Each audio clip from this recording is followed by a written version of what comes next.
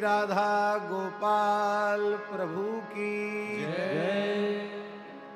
श्री कुंज महल महोत्सव की जय। श्री जगन्नाथ महाप्रभु की जय। श्री श्रीनाथ जी महाराज की जय। श्रीमद् वल्लभाचार्य महाप्रभु की जय। श्याम सुंदर श्री यमुने महारानी की जय। गोसाई श्री विठलनाथ जी महाराज की जय। अष्ट सखान की जय। अष्ट सखीन की जय।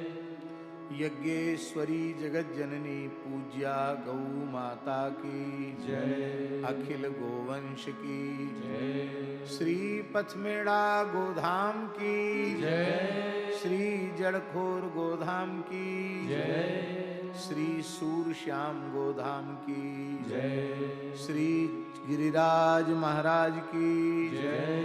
श्री 84 कोस ब्रजमंडल धाम की जय। सद्गुरुदेव श्री पहाड़ी बाबा जी महाराज की जय। सद्गुरुदेव श्री भक्तमाली जी महाराज की जय। सब संतन की जय। श्री जानकी नाथ भगवान की जय। श्री रेवासा धाम की जय। श्री चंद्रकलावतार परम रसिकाचार्य श्रीमत् स्वामी अग्रदेवाचार्य जी महाराज की जय। भक्तमालकार श्री नाभाचार्य जी महाराज की जय। भक्तमाल सुमेरु गोस्वामी श्री तुलसीदास जी महाराज की जय। सब संतन की जय। सब भक्तन की जय। सब विप्रन की जय। वैदिक सनातन धर्म की जय। जय जय श्री राधे जय जय श्री सीताराम हर हर महादेव निताई गौर हरि बोल हरिशरणम अनंत कोटि ब्रह्मांड नायक सर्वेश्वर परात्पर परब्रह्म असंख्येय दिव्यानंत कल्याण गुणगण निलय भक्त वांछा कल्पतरु भक्त वत्सल शरणागत वत्सल श्री राधा गोपाल प्रभु की महती कृपा करुणा से सूर्य नगरी जोधपुर में श्री राधा गोपाल प्रभु का नवीन महल बना है। उस महल में अब विराजेंगे और वर्ष भर के जितने उत्सव महोत्सव हैं वो नियमित रूप से वहाँ होंगे और श्री राधा गोपाल प्रभु के दर्शन का मंगला से शयन तक और उनके उत्सव महोत्सव के दर्शन का सौभाग्य अब जोधपुर वासियों को प्राप्त हो जाएगा।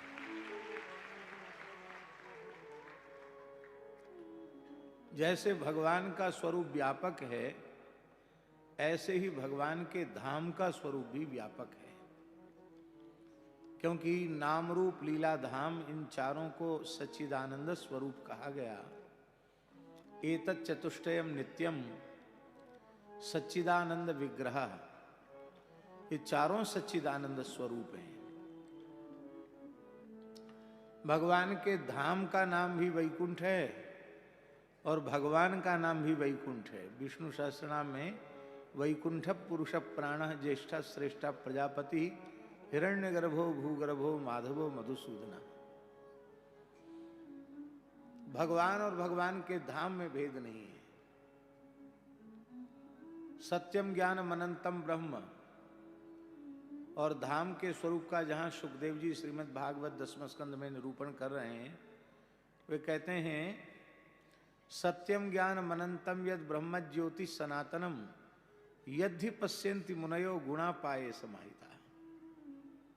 भगवान के धाम का स्वरूप कैसा है? सत्यम ज्ञान अनंतम यद, जो सत्य है, ज्ञान स्वरूप है, परिच्छेद से रहित है, अनंत है, त्रिपाद विभूति है, सनातन ब्रह्म ज्योति है। धाम के इस स्वरूप का अनुभव किन लोगों को होता है?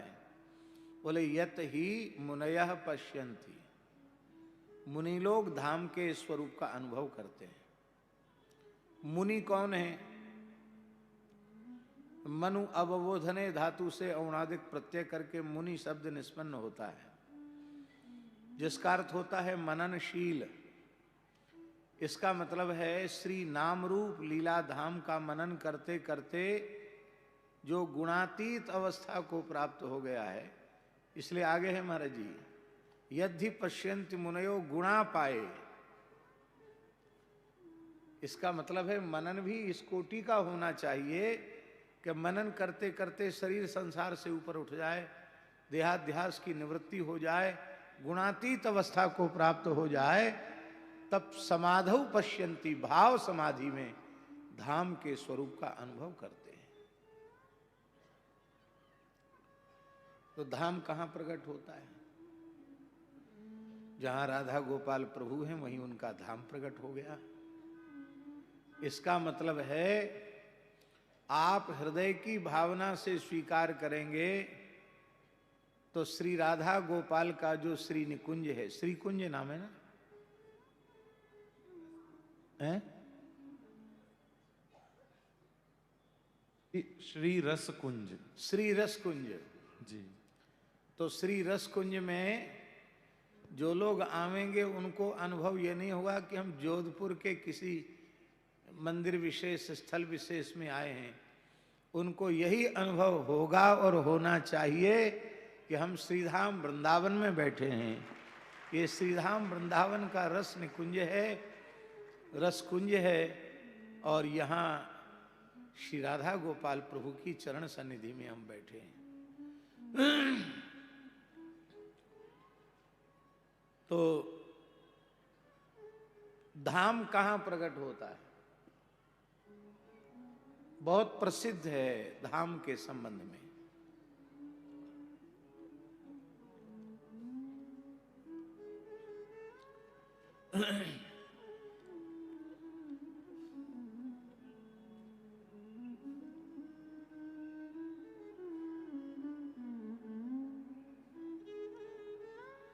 धाम के संबंध में बहुत प्रसिद्ध है महाराज जी कि जहां भगवान है वहीं भगवान का धाम है। मानसी की पंक्ति सबको स्मरण में है, जहां राम तहाँ अवध निवासु, तहीं दिवस जहां भानु प्रकाशु। जहां सूर्य का प्रकाश है वहीं दिन है, जहां सूर्य का प्रकाश नहीं है वहीं रात्रि है। इसलिए यहाँ दिन होता है, अमेरिका में रात होती है। तहीं दिवस जहाँ भानु प्रकाश हो, जहाँ सूर्य का प्रकाश है वहीं दिन है।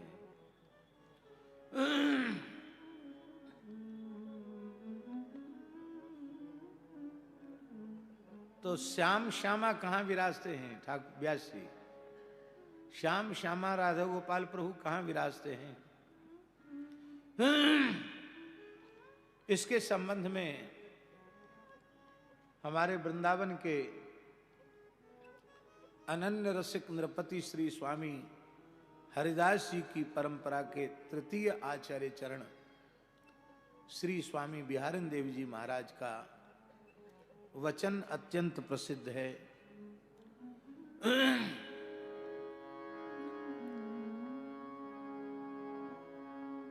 नाम वाणी जहां श्याम श्यामा तहाँ, नाम वाणी जहां श्याम श्यामा तहाँ, नाम वाणी जहां श्याम श्यामा तहाँ, नाम वाणी जहाँ श्याम श्यामा तहाँ, नाम वाणी निकट श्याम श्यामा प्रकट, नाम वाणी निकट श्याम श्यामा प्रकट, नाम वाणी निकट श्याम श्यामा प्रकट, नाम वाणी निकट श्याम श्यामा प्रकट।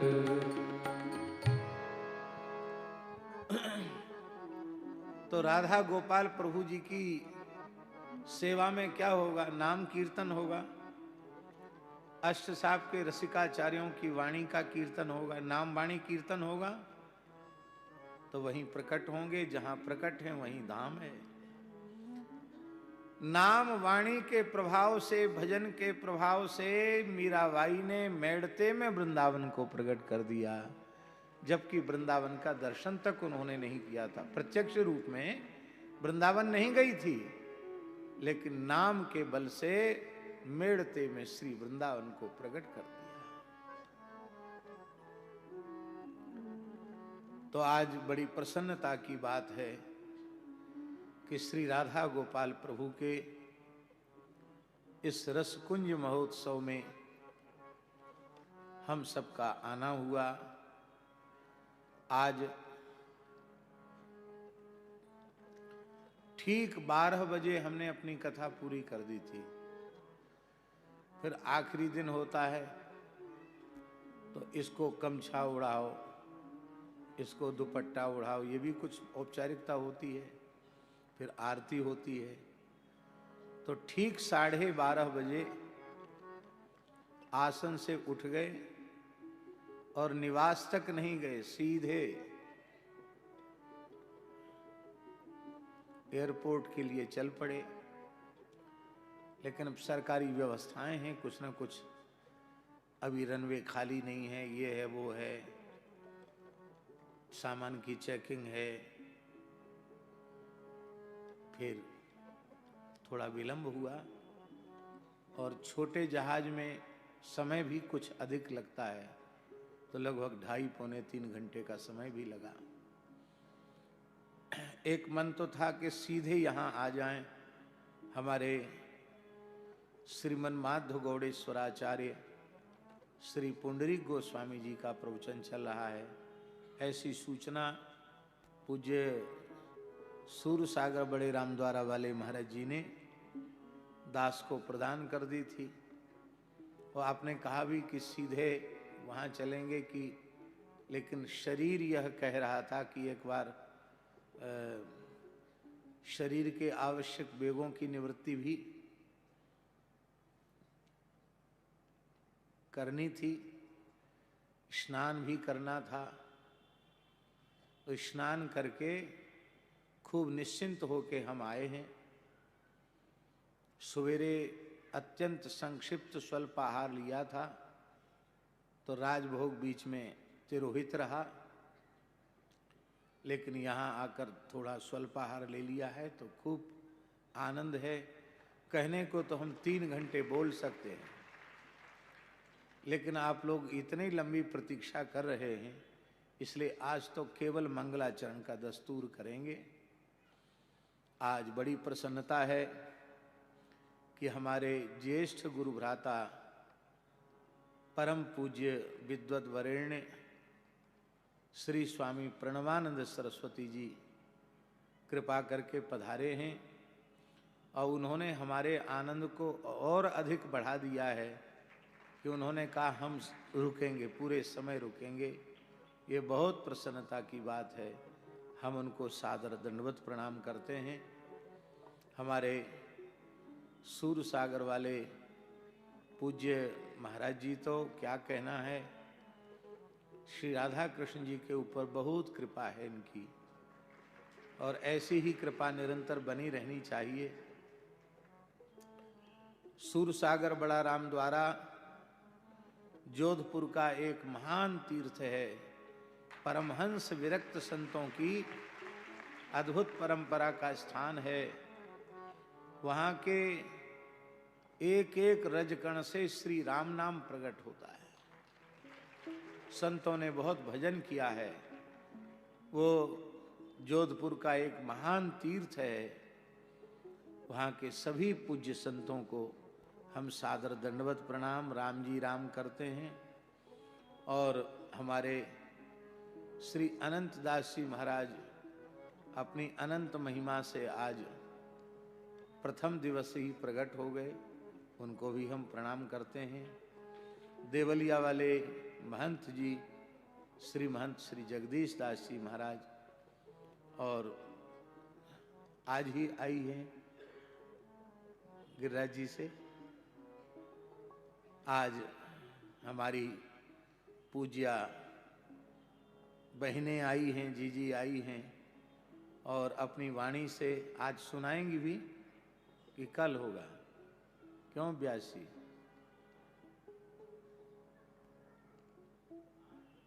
आज ही? वाह, बहुत प्रसन्नता की बात है। हमारे जो राधा कृष्ण जी हैं ना, ये उत्सवाचार्य हैं।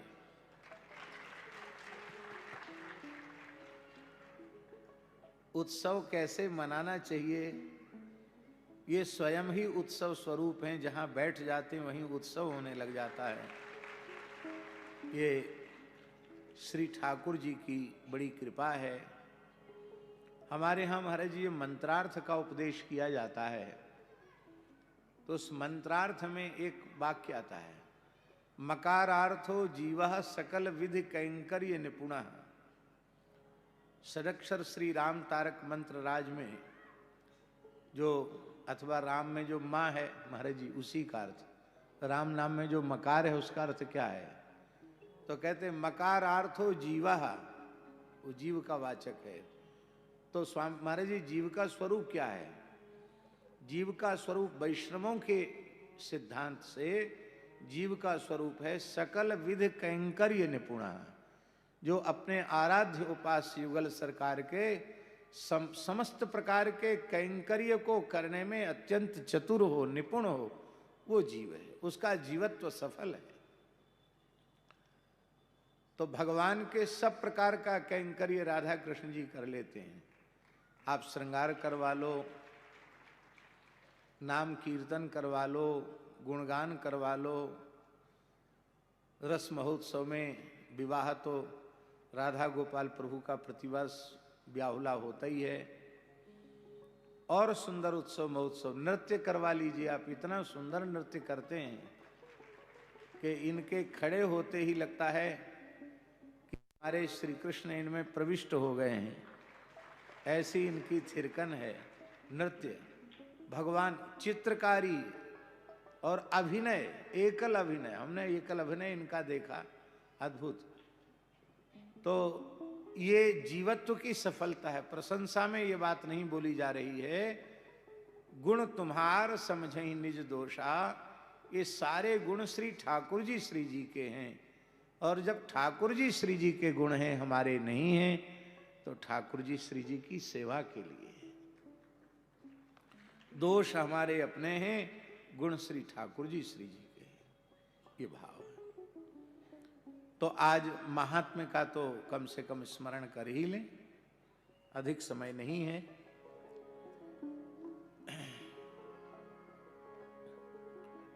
श्रीमद् भागवत के 2 महात्म्य अत्यंत प्रसिद्ध हैं। एक पद्म पुराणोक्त महात्म्य और एक स्कंद पुराणोक्त महात्म्य। पद्म पुराणोक्त महात्म्य 6 अध्यायों में है और स्कंद पुराणोक्त महात्म्य 4 अध्यायों में है। यद्यपि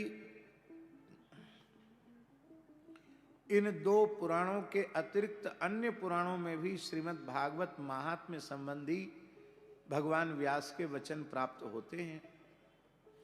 ये भगवान व्यास की पुराण में शैली है कि वो प्रत्येक पुराण में सभी पुराणों का स्मरण करते हैं और प्रसंगवश उनकी महिमा का भी स्मरण करते हैं। और पुराण विद्या सनातनी है, इसलिए भगवान व्यास की वाणी के प्रमाण के अनुसार जैसे वेद मूर्तिमंत होकर भगवान के ब्रह्मा जी के धाम में विराजते हैं, ब्रह्मलोक में विराजते हैं, ऐसे ही इतिहास और पुराण भी मूर्तिमान होकर ब्रह्मा जी की सभा में विराजते हैं। जब जब इतिहास पुराण विलुप्त हो जाता है, उसका ज्ञान समाज में विलुप्त होने लग जाता है, तब तब भगवान व्यास रूप से अवतीर्ण होकर के इतिहास पुराण के माध्यम से वेदार्थ का उपबृंहण करते हैं। क्योंकि इतिहास पुराणाभ्याम वेदार्थम समुपबृंहयेत बिभेत्यल्पश्रुताद वेदो मामयम प्रहर्षति। हमको ऐसा लगता है महाराज जी कि भगवान व्यास समझते थे कि वेदार्थ अत्यंत गंभीर है, मुह्यन्ति यत् सूरयः, तो कहीं लोग वेद की दुहाई देकर अर्थ का अनर्थ न करने लगें, इसलिए भगवान को स्वयं व्यास रूप में अवतरित होकर वेद भाष्य लिखना पड़ा। महाभारत के रूप में, अष्टादश पुराणों के रूप में भगवान व्यास ने वेद भाष्य ही किया है। और ये कहने में हमें तनिक भी संकोच नहीं है, जिन्होंने इतिहास पुराण की महिमा का अपलाप करके उसको तिरस्कृत करके वेद के संबंध में कुछ कहना चाहा, उनके द्वारा वेदों का कोई भला नहीं हुआ। वेद की दुहाई देकर सनातन धर्म के अनेकों अपसिद्धांतों को उन्होंने, जो सनातन सिद्धांत के अनुकूल सिद्धांत नहीं है, उन अपसिद्धांतों का उन्होंने प्रणयन करना आरंभ कर दिया। इसलिए पद्धति है इतिहास पुराण के माध्यम से ही वेदार्थ को समझना चाहिए। पद्म पुराणोक्त महात्म्य का सार यही है कि भक्ति ज्ञान वैराग्य, इन तीनों का दर्शन नारद जी को श्री वृंदावन में होता है। ज्ञान वैराग्य जर्जर हैं, ऊर्ध्व श्वास प्रश्वास ले रहे हैं, भक्ति महारानी रुदन कर रही हैं।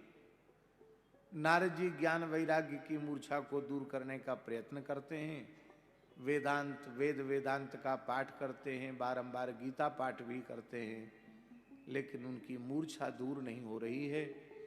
आकाशवाणी हुई, तुम्हारा उद्यम सफल होगा, इसके लिए सत्कर्म का अनुष्ठान करो। और सत्कर्म का स्वरूप क्या है? तत्ते कर्मा विधास्यन्ति साधव साधुभूषण।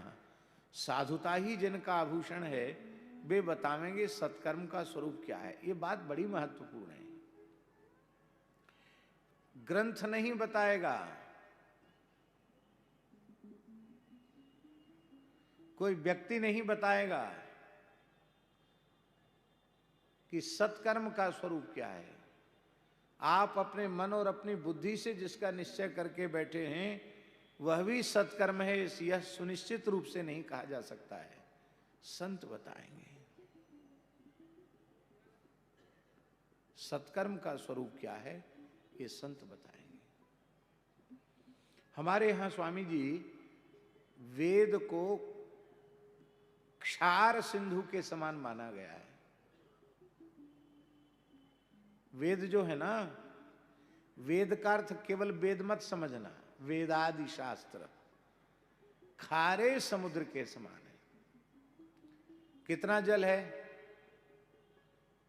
कोई सीमा है? नाप तोले कितना पानी है? जहां तक देखो पानी ही पानी है, जल ही जल है। पर इतना अपार जलराशि से परिपूरित समुद्र भी किसी पिपासु की पिपासा को शांत नहीं कर सकता, किसी प्यासे की प्यास नहीं बुझा सकता।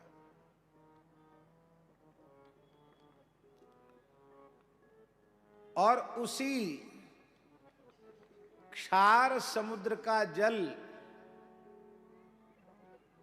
मेघ अपने में आहरण करते हैं। मानसून वहीं से उठता है और उसी जल को बादल अपने में लेते हैं और बरसते हैं। तो कैसा बरसते हैं? खारा बरसते हैं कि मीठा? मीठा बरसते हैं। इसका मतलब है राधा कृष्ण जी के वेदादि शास्त्र हैं जरूर, पर वे खारे समुद्र के समान हैं। और ये संत जो हैं वो बादल के समान हैं, ये उसी पर मंडराते रहते हैं, लेकिन उसके क्षारांश को वहीं छोड़ देते हैं। भगवान की शरणागति, भगवान की भक्ति, विशुद्ध ज्ञान, विशुद्ध वैराग्य, विशुद्ध भगवत प्रेम, यही जो जीव के कल्याण के परम साधन हैं, उन साधनों की मधुरता को, उस प्रेम को, उस माधुर्य को वो ले लेते हैं और जब वे वचनामृत के द्वारा बरसते हैं तो होए जलद जग जीवन दाता, जग जीवन दाता बन जाते हैं। इसलिए संत बताएंगे सत्कर्म का स्वरूप क्या है। दूसरी बात यह है कि संत केवल ग्रंथ पढ़ करके सत्कर्म का स्वरूप सुनिश्चित नहीं करते हैं, परंपरा से, संप्रदाय से उसे प्राप्त करते हैं, फिर साधन के द्वारा उसके लाभ का अनुभव करते हैं, फिर उसके लाभ तक पहुंचने में क्या सावधानी है ये स्वयं अपने साधन के द्वारा उसका अनुभव करते हैं, और फिर उससे लाभ प्राप्त करने के बाद तब दूसरे जिज्ञासुओं को उसका उपदेश करते हैं। इसलिए संतों की वाणी इतनी प्रभावशाली होती है, वो सीधे हृदय में प्रविष्ट होती है, बहुत दूर जाने की बात नहीं है। परम श्रद्धेय स्वामी श्री राम सुखदास जी महाराज की वाणी राजस्थानी मारवाड़ी मिश्रित उनकी वाणी थी। अब वृद्धावस्था में तो बहुत ज्यादा उनकी बात समझ में भी कम आती थी, लेकिन इसके बाद भी वे जो कुछ कहते थे उसका सीधा प्रभाव हृदय में पड़ता था। ये संत की वाणी। हमारे पूज्य गुरुदेव श्री पहाड़ी बाबा महाराज और सामान्य तो पढ़े थे, लेकिन कोई उन्होंने किसी विषयों से आचार्य किया हो, कोई बहुत न्याय व्याकरण वेदांत पढ़े हो, ऐसा कुछ नहीं था। लेकिन वे जो कुछ भी बोलते थे उसका तत्क्षण प्रभाव चित्त पर पड़ता था, क्योंकि वो अनुभव से युक्त वाणी है। बोलो वृंदावन बिहारी लाल की। अब आप कहेंगे नारद जी तो स्वयं संत हैं, नारद जी को क्या जरूरत पड़ी, खुद ही अनुभव कर लेते, सत्कर्म के स्वरूप का निश्चय कर लेते। श्री राम प्रसाद जी महाराज वैद्य भी जब बीमार हो जाते हैं तो अपनी दवाई से ठीक नहीं होते हैं, वैद्यों को भी दूसरे चिकित्सकों की शरण लेनी पड़ती है। इसलिए संत भी सत्कर्म का, अपने को स्वयं को सत्कर्म का स्वरूप समझना होगा तो संत को भी संत का आश्रय लेना पड़ेगा। और श्री सनकादिक भगवान ने कृपा की और उन्होंने कहा कि भगवत चरित्रों के श्रवण से, श्रीमद् भागवत के श्रवण से बढ़कर कोई सत्कर्म नहीं। सबसे श्रेष्ठ सत्कर्म है श्रीमद् भागवत का श्रवण किया जाए। और श्रीमद् भागवत का श्रवण हुआ। अभी कथा पूरी हुई कहां थी, अभी तो केवल श्रीमद् भागवत की चर्चा आरंभ ही हुई थी, महात्म्य ही चल रहा था कि भक्ति ही सुतौ तौ तरुणौ गृहीत्वा, भक्ति ही सुतौ तौ तरुणौ गृहीत्वा, प्रेमैक रूपा सहसा विरासीत्, प्रेमैक रूपा सहसा विरासीत्। श्री कृष्ण गोविंद हरे मुरारे, श्री कृष्ण गोविंद हरे मुरारे, नाथेति नामानि मुहुर्वदन्ति, नाथेति नामानि मुहुर्वदन्ति, नाथेति नामानि मुहुर्वदन्ति, नाथेति नामानि मुहुर्वदन्ति। ज्ञान वैराग्य भक्ति तीनों प्रकट होकर कथा में नृत्य करने लगे।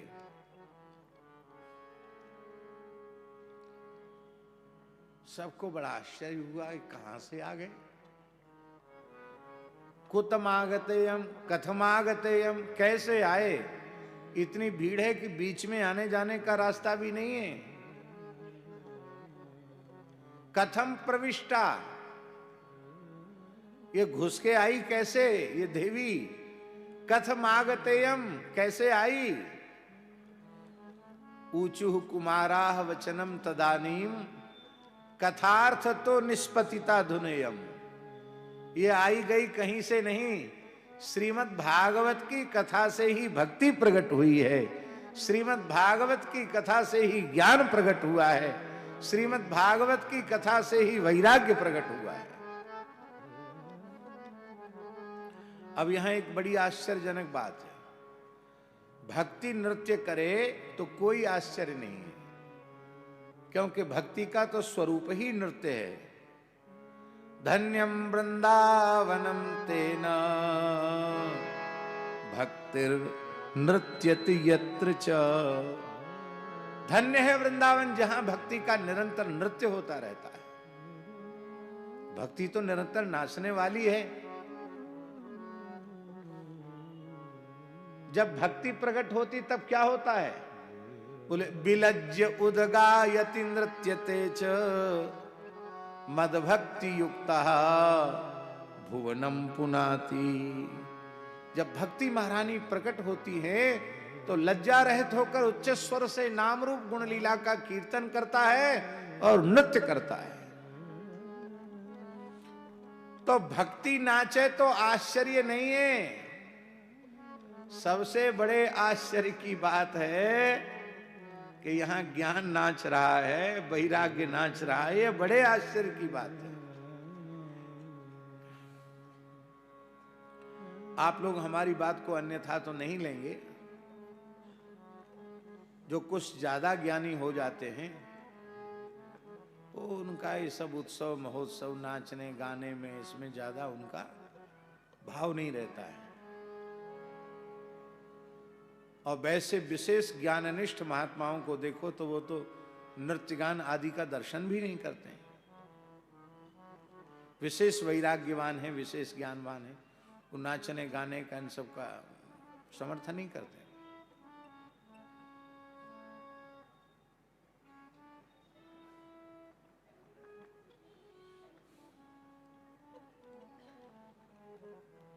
तो ज्ञान वैराग्य संपन्न साधक भी नृत्य ज्ञान के प्रति रुचि नहीं रखते हैं, लेकिन यहां ज्ञान मूर्तिमंत ज्ञान नृत्य कर रहा है, मूर्तिमंत वैराग्य नृत्य कर रहा है।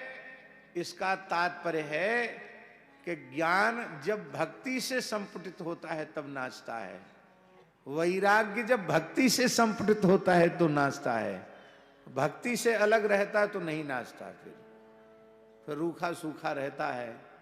फिर न्याय वैशेषिक वालों का जो मोक्ष है वो भले ही उस ज्ञान से प्राप्त हो जाए, उस वैराग्य से कैवल्य आदि भले ही प्राप्त हो जाए, पर प्रेम लक्षणा रस रूपा भक्ति वो प्राप्त नहीं होती है।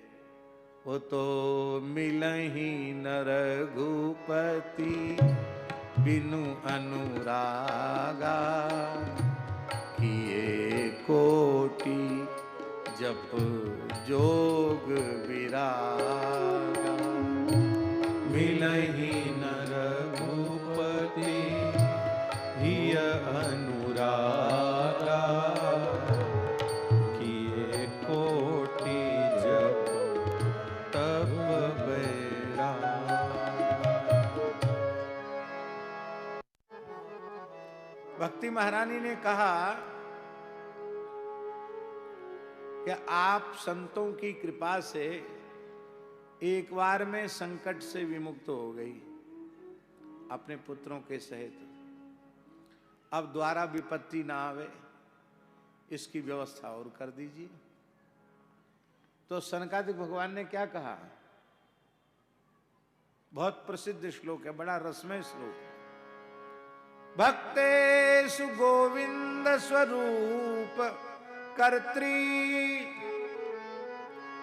प्रेमैक धरत्री भवरोग हंत्री सात्वं च तिष्ठस्व सुधैर्य संश्रया निरंतरम वैष्णव मानसानी। भक्ति के 3 विशेषण हैं।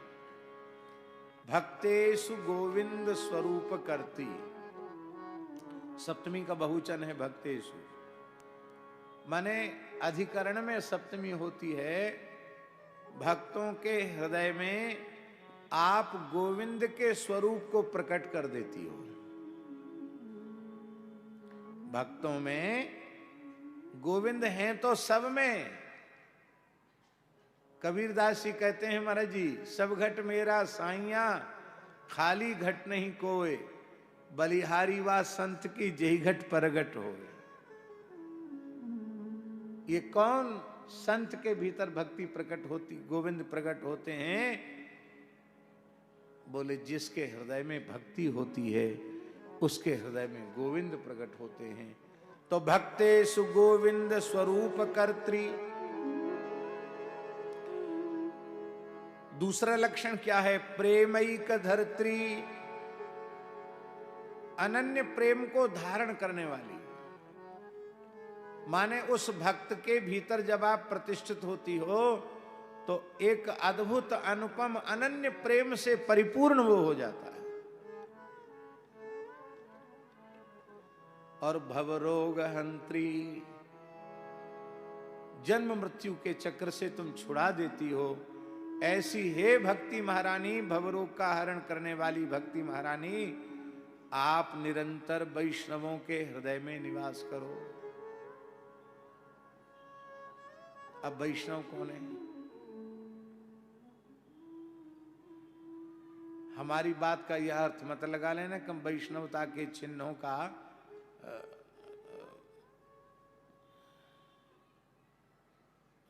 कुछ, अब क्या कहें, शब्द नहीं आ रहा है। हम वैष्णवता के चिन्हों का समर्थन न कर रहे हैं, ऐसी बात मत समझ लेना। महाराज जी, विशुद्ध वैष्णव वही है जिसकी नाम और कथा में रुचि है।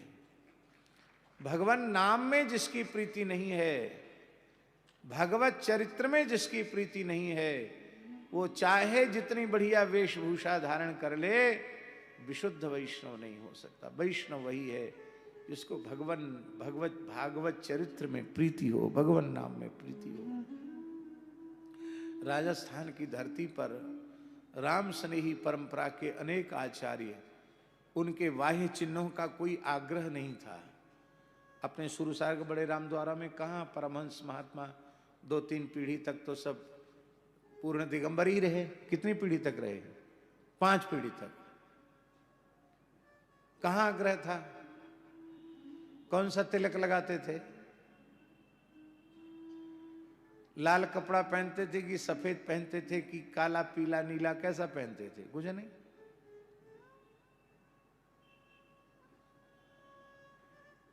केवल और केवल नाम के बल पर उन्होंने सब कुछ प्राप्त कर लिया। उनमें नाम के प्रति प्रीति थी।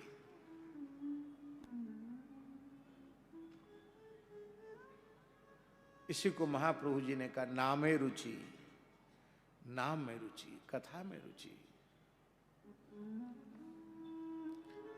भक्ति हृदय में है, कैसे पता चले? बोले भक्ति महारानी को स्वरूप यह छविसार, चारु हरि नाम लेत असुअन झरी है। मधुर भगवान का नाम लेते ही, चरित्र सुनते ही नेत्रों से प्रेमाश्रुधार बहने लग जाए, समझ लेना इसके हृदय में रसरूपा भक्ति विराजमान है।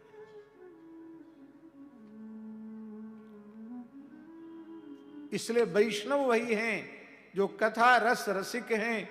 कथा रस रसिक वैष्णवों के हृदय में आप निरंतर निवास करो। इस महात्म्य का सार ये है कि आप हृदय में भक्ति ज्ञान वैराग्य को निरंतर युवान बनाकर आनंद पूर्वक अपने हृदय में वसाना चाहते हो तो जीवन पर्यंत श्रीमद् भागवत की कथा सुनो, भगवत भागवत चरित्र सुनो। आपके हृदय में अविचल भाव से ज्ञान भक्ति वैराग्य प्रतिष्ठित हो जाएंगे। एक और बड़ी विलक्षण बात है, भक्ति महारानी वृंदावन छोड़ के जाना चाहती है।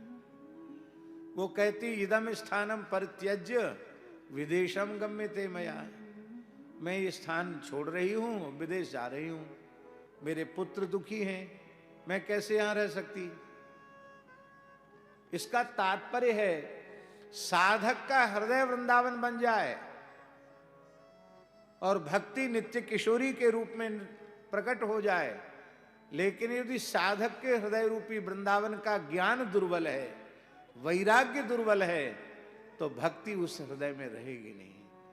इसलिए भक्ति को जितना सुपुष्ट बनाकर रखना है, ज्ञान और वैराग्य को उतना ही परिपुष्ट बनाना है। ये साधक का धर्म है। और पद्म पुराणोक्त महात्म्य की एक और बात है, नारद जी ने कहा हमारे प्रयोजन की सिद्धि तो हो गई, पर किसी पापी मनुष्य का भी उद्धार कथा सुनने से होता है क्या? अरे बोले महाराज, धुंधकारी जैसा पापी हो, पाप कर्म करके दुर्गति पूर्वक मारा जाए, भयंकर प्रेत योनि में चला जाए, और ऐसे प्रेत योनि को प्राप्त जीव को भी कथा सुनने का सौभाग्य मिल जाए तो उसकी भी मुक्ति हो जाती है। कथा आप सबको मालूम है कि 7 दिन की कथा में धुंधकारी जैसे प्रेत की मुक्ति हो गई। उसने कहा धन्या भागवती वार्ता प्रेत पीड़ा विनाशनी, सप्ताहोपि तथा धन्य कृष्ण लोक फल प्रदा। भागवत की कथा धन्य है जो प्रेत पीड़ा को नष्ट करने वाली है। भागवत सप्ताह धन्य है जो भगवान का नित्य गोलोक प्रदान कराने वाला है। बोलो भक्तवत्सल भगवान की जय। लेकिन इस कथा से यह आशय मत लगा लेना कि जब प्रेत बन के कथा सुन के उद्धार हो जाता है तब कोई चिंता नहीं, चाहे जो उटपटांग काम करो उद्धार तो हो ही जाएगा, कोई ना कोई कथा सुना देगा। कथा से उद्धार तो होता है, पर उसके लिए गोकर्ण जी के जैसा वक्ता चाहिए। गोकर्ण जी के जैसा नहीं मिलेगा तो उद्धार नहीं होगा। व्यास जी, गोकर्ण जी ने पहली कथा धुंधकारी के उद्धार के लिए सुनाई। यजमान कौन था? पढ़ा है आपने कहीं? पंडाल बनाने वाला, लाइट लगाने वाला, माइक लगाने वाला, रोली चावल चंदन अक्षत सुपारी पान पूजन सामग्री लाने वाला कौन था? दक्षिणा देने वाला कौन था? बोलो, कोई नहीं था। केवल एक अधोगति को प्राप्त जीव का उद्धार हो, इसके लिए स्वयं अपनी ओर से कृपा करुणा करके उन्होंने कथा कही। अत्यंत निर्लोभ निष्काम भाव से। उसका परिणाम हुआ कि विमान आ गया। चलो पहली कथा तो कोई बात नहीं, उनका भाई लगता था, उसके लिए उन्होंने सुना दी। दूसरी कथा में तो कम से कम कहते भैया अब दूसरी कथा सबको वैकुंठ ले जाने के लिए सुना रहे हैं तो थोड़ा चंदा इकट्ठा कर लो, अब की बार बड़ा भंडारा होगा, कुछ इसको इतनी दक्षिणा देनी पड़ेगी, इनको इतना लिफाफा देना पड़ेगा। लेकिन दूसरी कथा में भी कोई यजमान नहीं था, स्वयं सबके ऊपर करुणा करके अत्यंत निर्लोभ निष्काम भाव से चरित्र कहा। तो उसका परिणाम क्या हुआ? भागवत महात्म्य में लिखा है, यथा जैसे जैसे भगवान श्री राम संपूर्ण उत्तर कौशल को नित्य साकेत ले गए, तथा कृष्णेन ते नीता गोलोकम योगी दुर्लभम। भागवत की कथा सुनकर श्री कृष्ण प्रकट हुए और समस्त श्रोताओं को योग दुर्लभ गोलोक ले गए। सब श्रोताओं ने तो देह त्यागा, तुंगभद्रा नदी का स्पर्श करके देह त्यागा।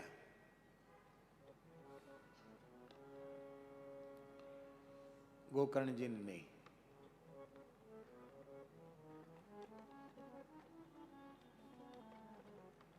क्यों नहीं त्यागा गोकर्ण जी ने देह? गोलोक तो गए पर देह नहीं त्यागा। स्पष्ट लिखा है मूल में, हम कोई खींचतान के अर्थ नहीं कर रहे हैं। गोकर्णम तु समालिंग्य अकरोत् स्वसदृशम वपु। गोकर्ण जी का आलिंगन करके भगवान ने अपने जैसा तत्काल उन्हें बना दिया। उनका पांच भौतिक देह सच्चिदानंदमय हो गया। वो पांच भौतिक नहीं रहा, सच्चिदानंद स्वरूप हो गया। इसका आशय है, भगवान ने सोचा जिस करुणामान निर्लोभ निष्काम वक्ता के द्वारा इतने जीवों को मेरा धाम मिल रहा है, ऐसे वक्ता को मैं क्या दूं?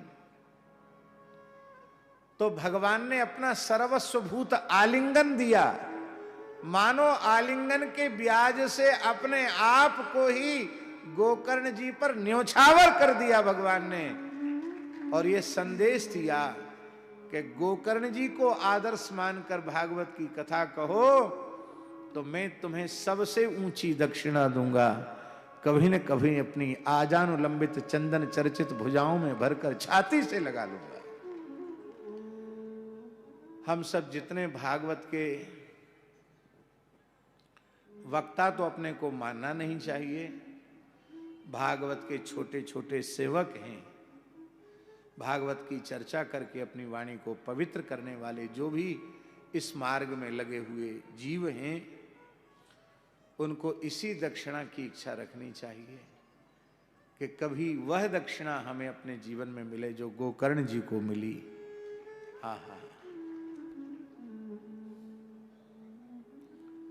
बोलो गोकर्ण जी महाराज की जय। एक महात्म्य पूर्ण हो गया। अब बहुत संक्षिप्त में स्कंद पुराणोक्त महात्म्य। स्कंद पुराणोक्त महात्म्य का सार ये है कि कथा आप सब जानते हैं। स्कंद पुराणोक्त महात्म्य का सार ये है कि भगवान श्री कृष्ण ने अपनी लीला का संवरण किया और परीक्षित जी महाराज ने वज्रनाभ को ब्रज का राजा बनाया, लेकिन ब्रज में कोई प्रजा नहीं थी, क्योंकि जैसे ही ब्रजवासियों ने सुना कि श्री कृष्ण ने अपनी लीला का संवरण कर लिया है, तो समस्त ब्रजवासी अपने देह को विसर्जन करके निकुंज में प्रविष्ट हो गए। और भागवत में स्पष्ट लिखा है महाराज जी कि लीलैवम द्विविधा प्रोक्ता वास्तवी व्यावहारिकी। दो प्रकार की लीलाएं, एक वास्तवी एक व्यावहारिकी। वास्तवी माने नित्य लीला, और व्यवहार की लीला माने जो एक काल विशेष में प्रकट होती है और काल की अवधि पूर्ण होने के बाद पूरी हो जाती है। तो पुराणों में जो लीलाएं हैं वे व्यावहार की लीलाएं हैं, और जो रसिक जन जिसका अनुभव करते हैं वो नित्य विहार की लीला, वो वास्तविक लीला है जो निरंतर चल रही है, जिसमें किसी युग का काल का विक्षेप नहीं है, निरंतर चलने वाली लीला। तो होता क्या है, नित्य लीला से ही भगवान प्रकट लीला में आते हैं, और प्रकट लीला की अवधि पूर्ण होने के बाद फिर नित्य लीला में प्रतिष्ठित होते हैं। तो ब्रजवासी भी नित्य लीला से आए थे, अब नित्य लीला में प्रतिष्ठित हो गए। भगवान श्री कृष्ण की 16,100 रानियां भी वज्रनाभ जी के साथ आ गई हैं, बड़ी दुखी रहती है। उन्होंने यमुना जी को देखा, यमुना जी बड़ी प्रसन्न। तो श्री कृष्ण पत्नी ऊचुहु, उन्होंने पूछ लिया, यथा वयम कृष्ण पत्न्यः तथा त्वमपि शोभने वयम विरह दुखार्ता त्वन्न कालिंदी तद्वद। जैसे हम सब श्री कृष्ण की पत्नी हैं, आप भी तो श्री कृष्ण की चतुर्थ पट्ट रानी हो। वल्लभाचार्य महाप्रभु जी ने कहा, नमत कृष्ण तुर्य प्रियाम, श्री कृष्ण की चतुर्थ पट्ट रानी को प्रणाम है। तो आप श्री कृष्ण के विरह से व्यथित नहीं है। यमुना जी ने कहा हमको विरह होए तब न व्यतीत हो, हमको विरह है ही नहीं। क्यों विरह नहीं? बड़ा सुंदर समाधान किया है। कालिंद्युवाच आत्मा रामस्य कृष्णस्य ध्रुवमात्मास्ति राधिका तस्याह दास्य प्रभावेण बिरहोस्मान्न संस्पृशेत।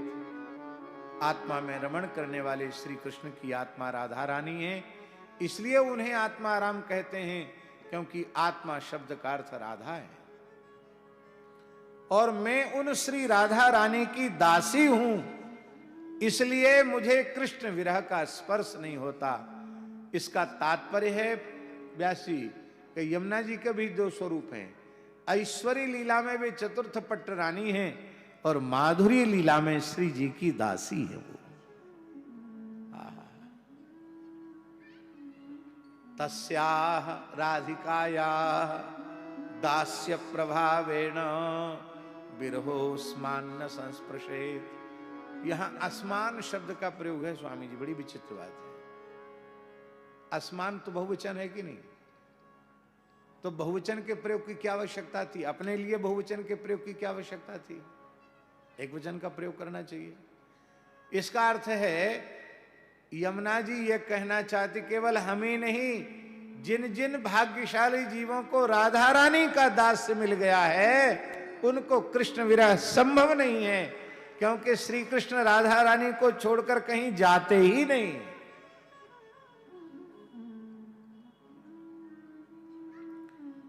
ये जो विरह है ना, इसको साक्षात विरह नहीं माना। विरहाभास एवासीत उद्धवेन समाहिता। ये विरह नहीं, विरहाभास है।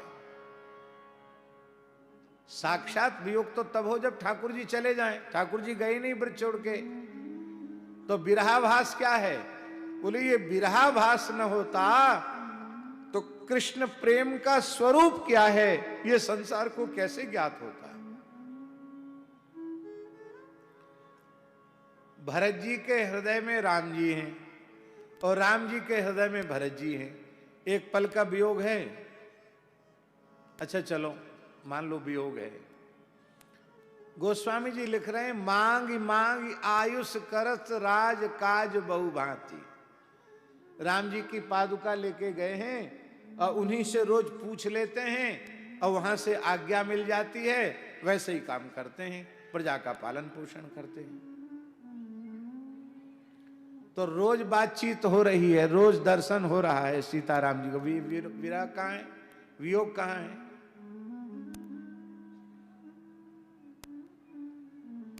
न भरत जी को राम जी का वियोग, न राम जी को भरत जी का वियोग। लेकिन ये वियोग की लीला न हो तो भगवान का भक्त के प्रति प्रेम क्या है ये कैसे पता चले, और भक्तों का भगवान के प्रति कैसा प्रेम है ये कैसे पता चले?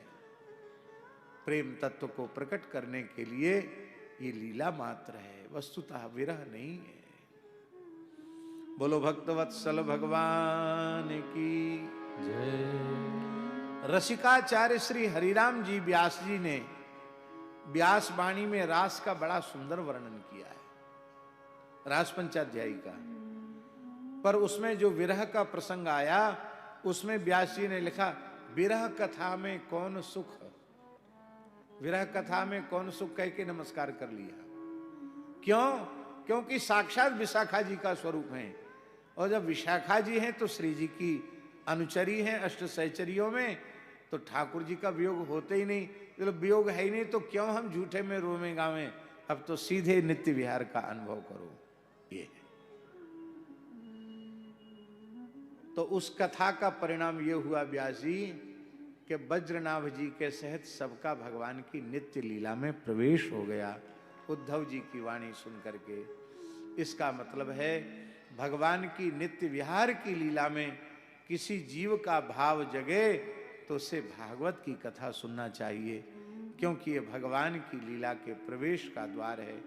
यह स्कंद पुराणोक्त महात्म्य का संक्षिप्त सार है, और स्कंद पुराणोक्त महात्म्य की कथा ही श्री सुखदेव जी वाली कथा का प्रसव करने वाली है। हमारे महाराज जी पूज्य गुरुदेव भक्तमाली जी विनोद में बोलते थे, बोले कथा ब्याती है। ब्याना जानते हो ना, ब्याना जैसे गौ माता ब्याती है, बछड़ा बछिया डालती है, ऐसी महाराज जी कहते कथा ब्याई की नहीं। ब्याई माने कथा से कथा का प्राकट्य हुआ कि नहीं, कथा से कथा का प्राकट्य हुआ, कथा से कथा का प्रसव होना चाहिए तो कथा सफल है। और एक बार कथा हुई फिर कथा का प्रसव ही बंद हो गया, इसका मतलब है कि आपने लोगों को बहुत अच्छी लगती तो बार बार लोग कहते नहीं महाराज फिर सुनाइए फिर सुनाइए। एक महानुभाव तो इतने अच्छे, नाम हम नहीं लेंगे, अभी भी हैं, संतों में ही हैं।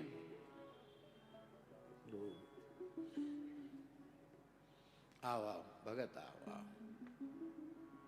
लो तुलसी दल लो, व्यासपीठ से तुलसी दल लिया जाता है ना, तुलसी दल ले ले, थोड़ा एक आचमनी जल दे दिया। बोलो हम तीर्थराज प्रयाग में आए हैं, महाराज जी की कथा कराएंगे। छोड़ दो, वो समझ ही नहीं पाए कि क्या कहा, और डलवा दिया तुलसी दल। और बोले देख बच्चा, त्रिवेणी संगम में प्रतिज्ञा की है, नहीं कथा कराएगा तो नरक जाना पड़ेगा। बोलो भक्त वत्सल भगवान की जय। ऐसी कथा भी नहीं, जबरदस्ती की कथा नहीं, कथा से कथा का प्रसव होता है। और महाराज जी उद्धव जी वाली कथा से सुखदेव जी वाली कथा का प्रसव हुआ। सबसे पहली उद्धव जी वाली कथा कहाँ हुई? ये कुसुम सरोवर पर हुई। हमारे स्वामी प्रणवानंद जी महाराज ने कुसुम सरोवर पर कथा कही थी, हम भी श्रवण करने के लिए गए थे। ये श्रीमद् भागवत की ब्रज की व्यास गद्दी है कुसुम सरोवर। हमारा एक वैष्णवों से आग्रह है कि जैसे सब सुखतीर्थ में जाकर कथा की भावना रखते हैं, ऐसे ही भागवत के सभी वक्ताओं को जीवन में एक बार कम से कम कुसुम सरोवर पर कथा कहने का मनोरथ रखना चाहिए, क्योंकि वो परम रसिकाचार्य श्री उद्धव जी की व्यासपीठ है। वहां बैठ करके कथा कहने का एक अद्भुत रस है। हमारे मन में भी भाव है, कभी भगवान योग ऐसा बनाएंगे तो खूब संतों के साथ बैठ करके वहां भगवत चर्चा करेंगे। श्री वृंदावन बिहारी लाल की जय।